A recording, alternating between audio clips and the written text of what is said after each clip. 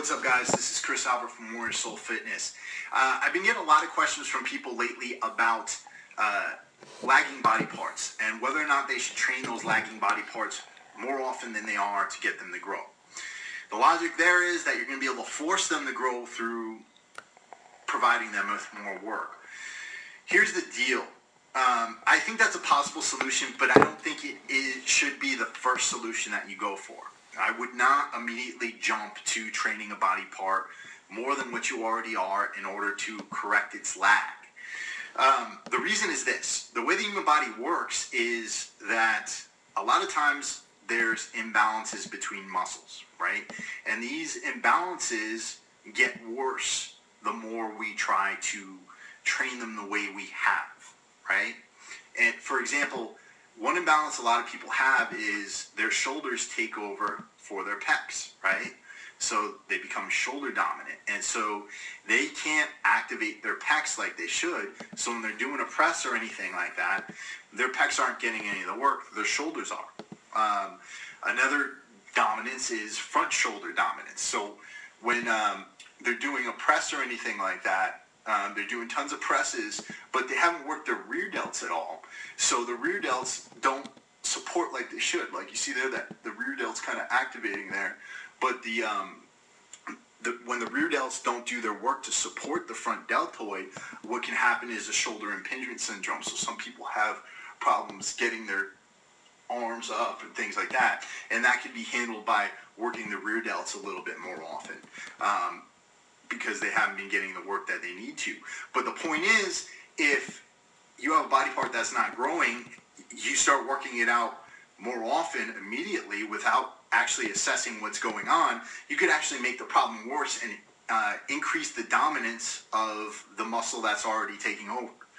So how do we solve these issues? Well, one, we take an assessment of ourselves. We see to our mobility. We start working on active releases, right? And a great resource to check out some awesome active releases is Kelly Starrett's Mobility Wad. And if you want to invest in the book, it's a little bit expensive, but it's a great investment, is his book, Becoming the Supple Leopard. It's a veritable encyclopedia of active releases that you can do that are going to improve you on every movement. It will basically help you to move like a human should in every aspect, no matter how screwed up you are. That man has something for everything. He's an absolute genius. Two, what you can do is be humble and actually look at your exercises, videotape yourself, then look at videos where the exercise is being done with perfect form and compare yourself. Right? There's an awesome app that I use. It's called Coach's Eye.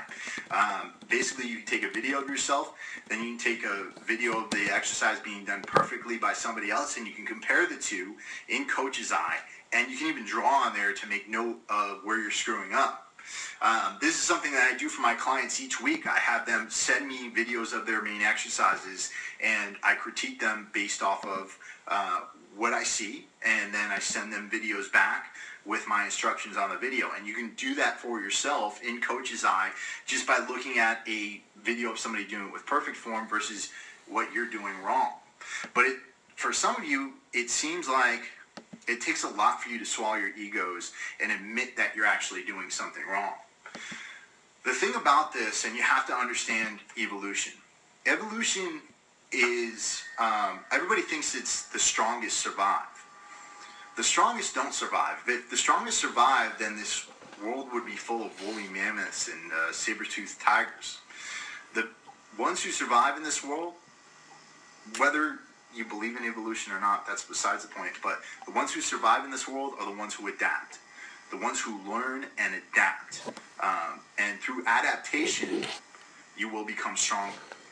Your main resource in your ability to adapt, your ability to survive, is the ability to educate yourselves. And if you're not making that investment, if you're not making the investment to educate yourself in this iron game, you're not going to get anywhere. You're going to do it for a few years, and eventually you're going to quit because of injury or because you just couldn't advance yourself past a certain point. But if you use this as an opportunity for self-enrichment, to teach yourself about your body, to teach yourself about every aspect of fitness that you want to accomplish, then it's really well worth the investment. So that's my 2 cents. If you guys got any questions for me, hit me up at gettingtoshredded@gmail.com. Educated questions, please. If you ask me something, I expect that you have done some research on it first. And I will do my best to give you as good of an answer as possible. I get a lot of emails, so if I don't answer you immediately, I will answer you within the next 24 to 48 hours, but I'm happy to do it. I love you all. Have a good night. Peace.